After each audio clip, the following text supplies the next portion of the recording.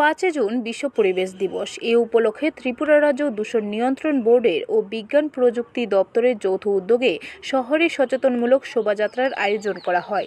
উপস্থিত ছিলেন বন দপ্তরের মন্ত্রী অনিমেষ দেববর্মা সহ অন্যান্যরা। মন্ত্রী অনিমেষ দেববর্মা বলেন, বিশ্ব পরিবেশ দিবসে সুযোগ থাকে পরিবেশ কী জিনিস সেটা মানুষকে অবগত করার পাশাপাশি সচেতন করার, কারণ পরিবেশ সুস্থ না থাকলে মানব সমাজ থাকবে না। বিশেষ করে সকলকে বুঝতে হবে প্রচুর পরিমাণে বৃক্ষরোপণ করতে হবে। বাইট। আজকে বিশ্ব পরিবেশ দিবস উপলক্ষে রাজ্যের সকলকে আমি আন্তরিক শুভেচ্ছা জানাই এবং এই দিবস উপলক্ষেই আমাদের একটা সুযোগ থাকে যে পরিবেশ জিনিসটা কি সাধারণ মানুষের কাছে সচেতনতা নিয়ে যাওয়া। এবং আমরা সবাই জানি যে পরিবেশকে যদি আমরা সুন্দর এবং সুস্থ না রাখি। ব্যুরো রিপোর্ট, খবর ত্রিপুরা।